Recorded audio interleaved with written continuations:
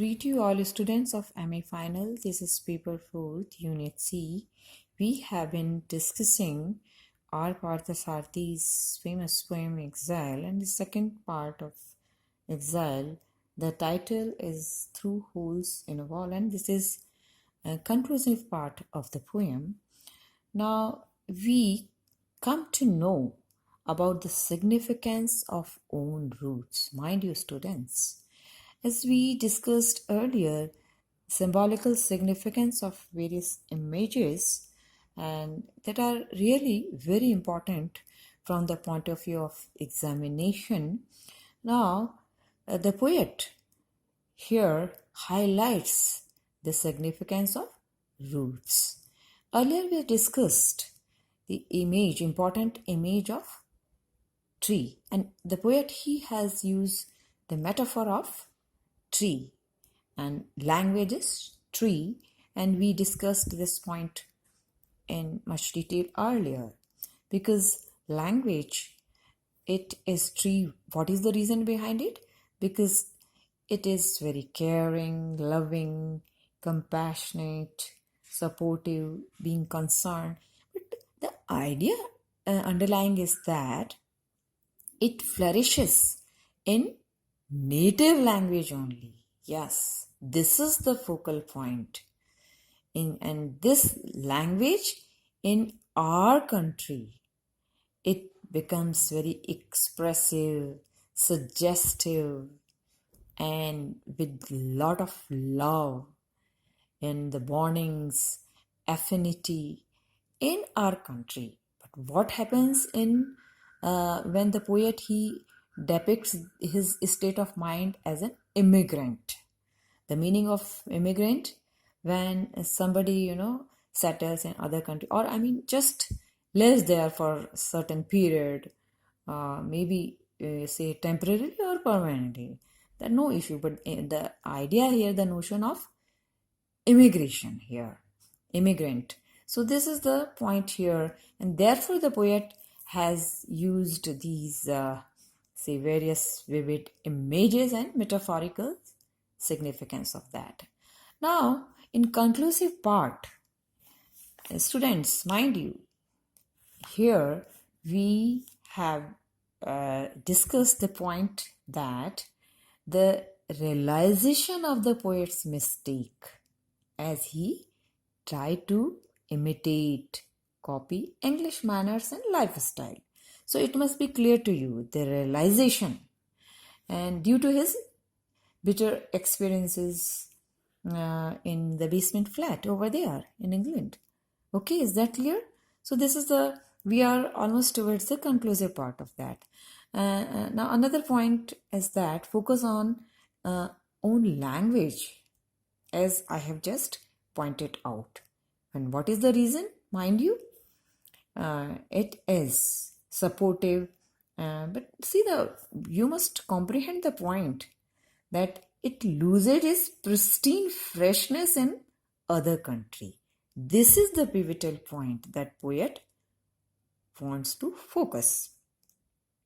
Now another part in the conclusive section, that there is an unpleasant, awkward, absurd picture of London, and the poet here engulfs this idea. He encompasses the point that it is a must to do away with the misconception, and do away.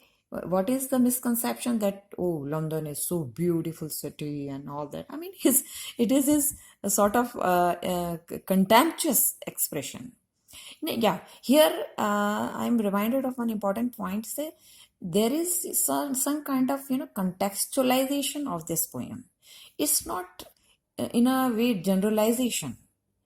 If you go there, you may have some liking for the place, but here it is particularly contextualized the poet's own experiences. We cannot generalize. People at present must be good over there. They are very humane also. We have that kind of feeling that entire world is a global village. It is not that we are biased against them. This must be poet's personal feelings and and his experiences in particular reference. So this, I mean, students at this level, it is a must to comprehend the idea.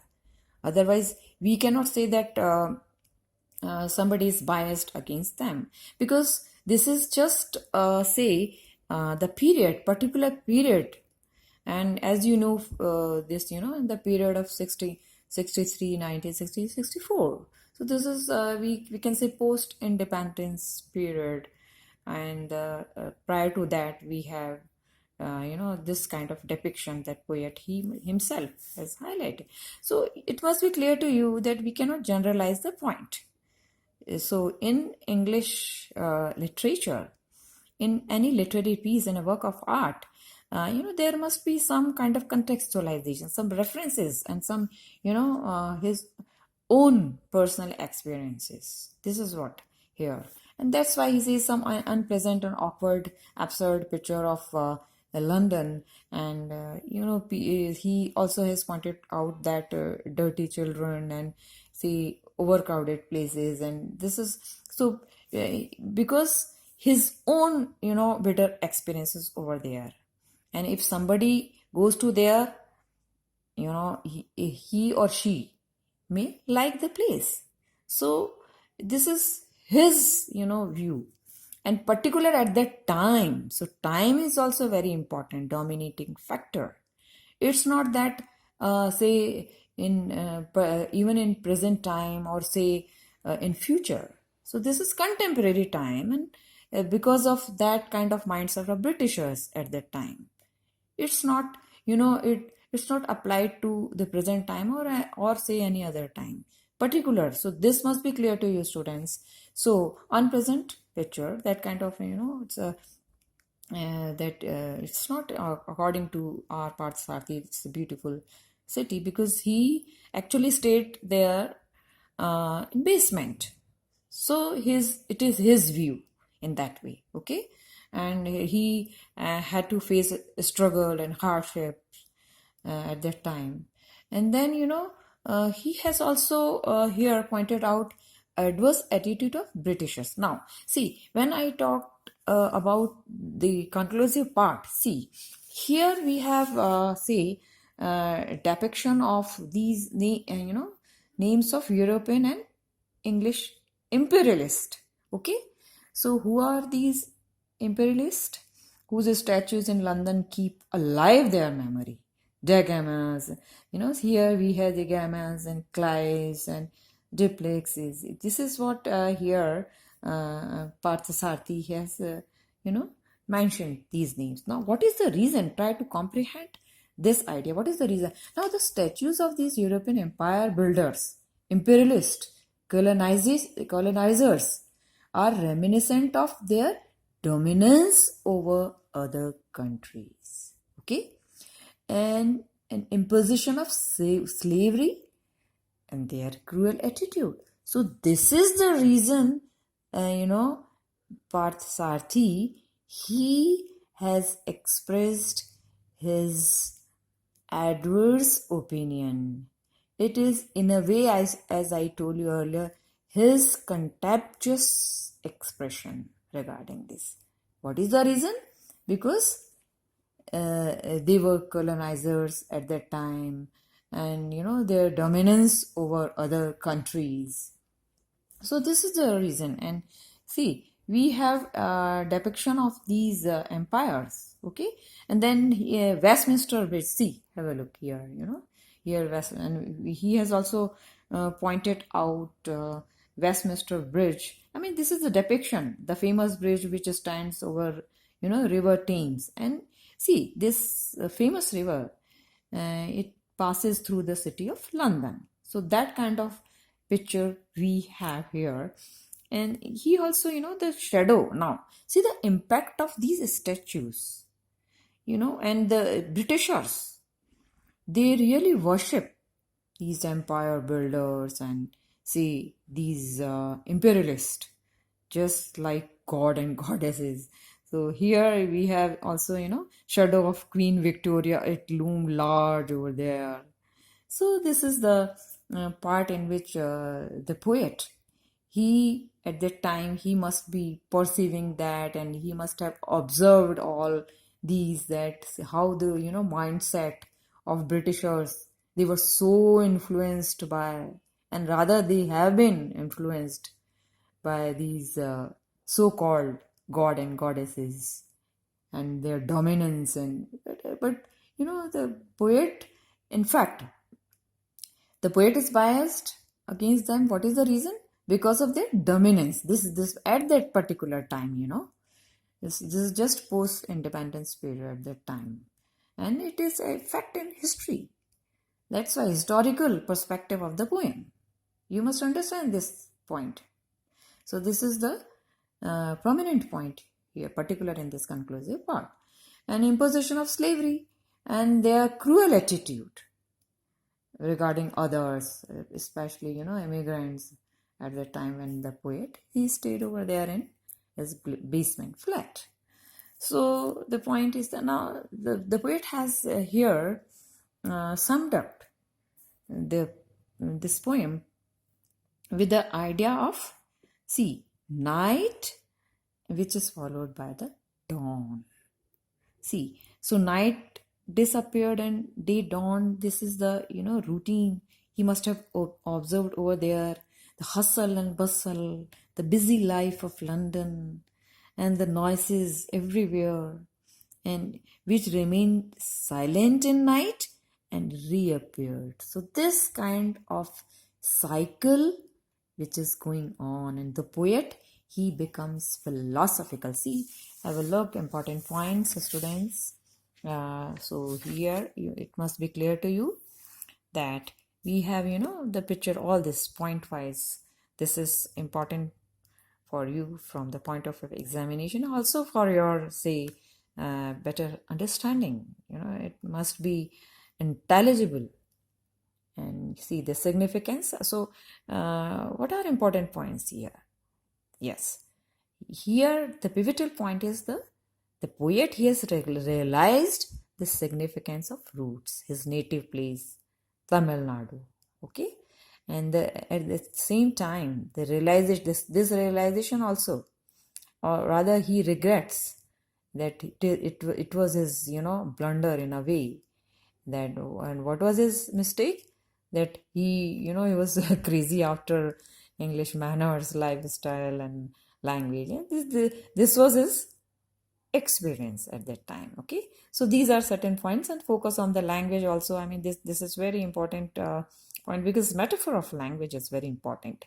So language, in a way, we have in our country, our mother tongue, obviously it is loving, caring, generous, benevolent, supportive, and all in one, in a way.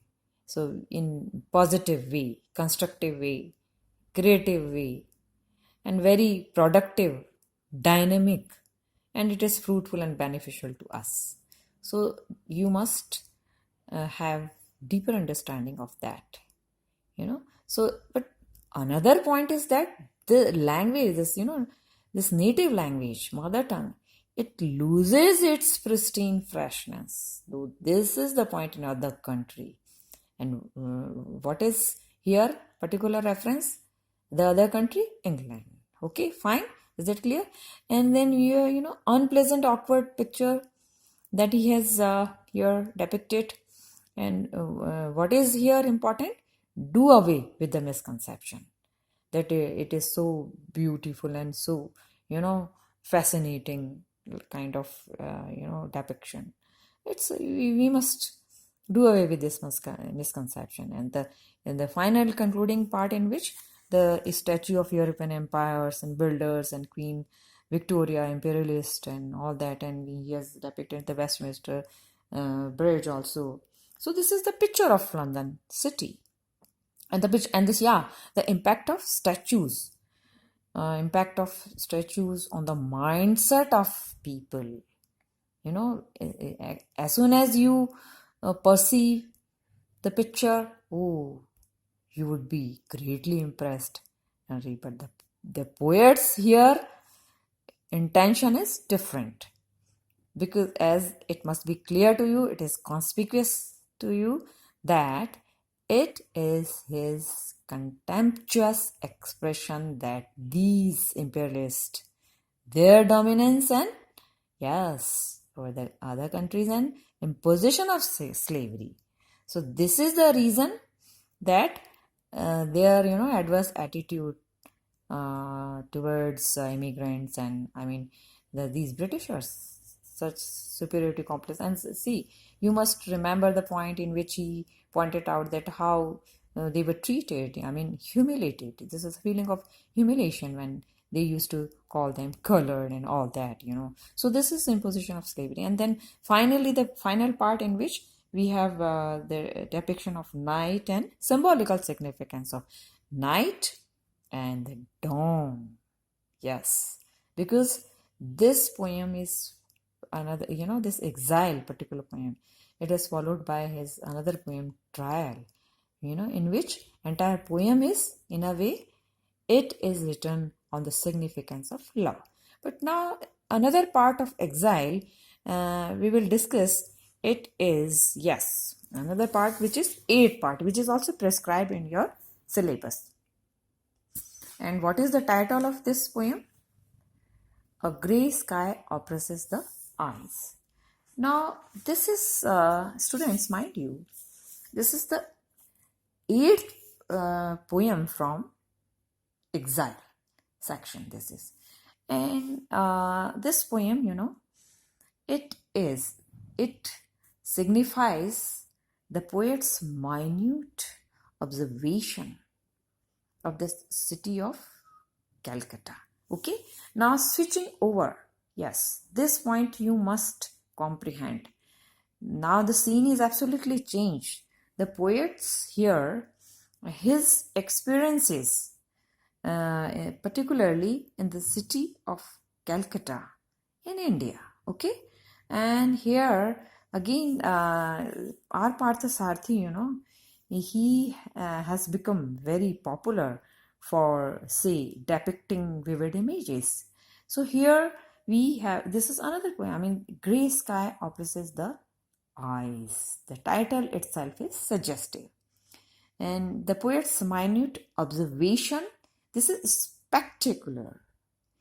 Calcutta Bridge, and under the bridge, he perceives extremely busy life of the people, say porters, rickshaw pullers, barbers, hawkers, and workers, idlers also, passing time, killing time, sitting over there for no reasons.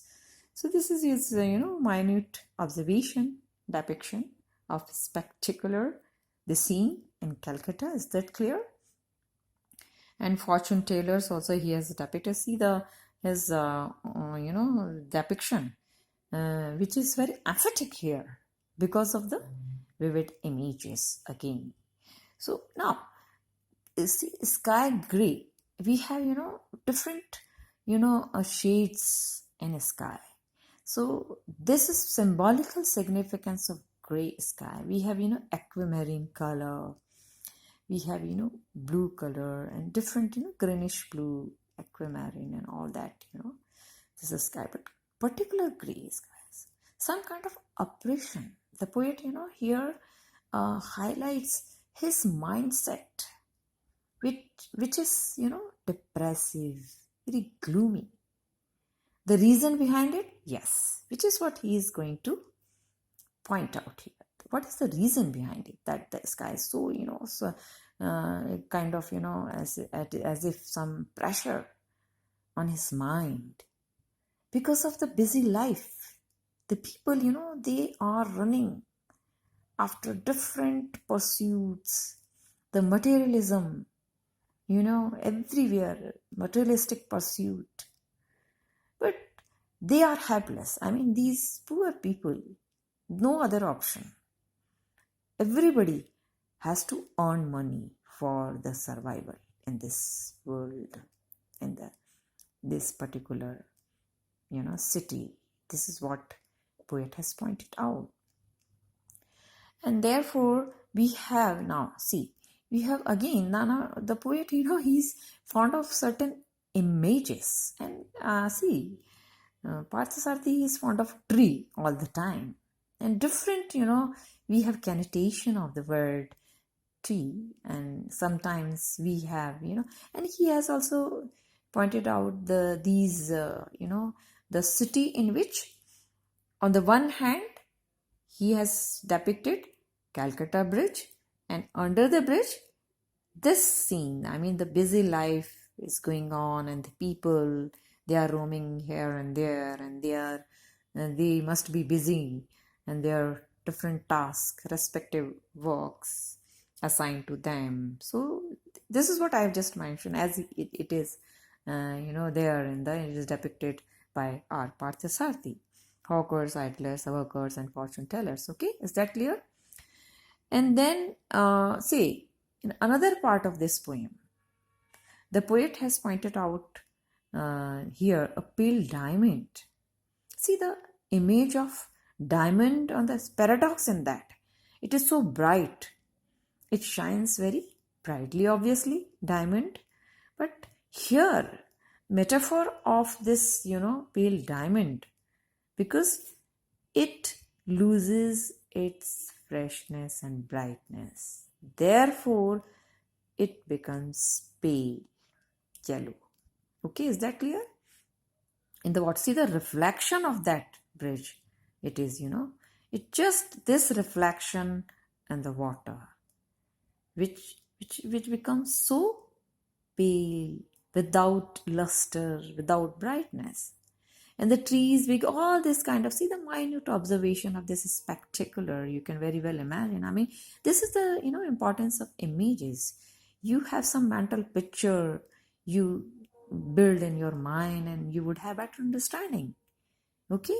So this is, then we come to the another important part. See, you just have, this is the, picturesque depiction, a spectacular Calcutta Bridge, and under that bridge we have the busy life of Calcutta city, the scene he has pointed out. Now we will discuss another point that the poet depicts in this poem. We'll continue. Thank you, students.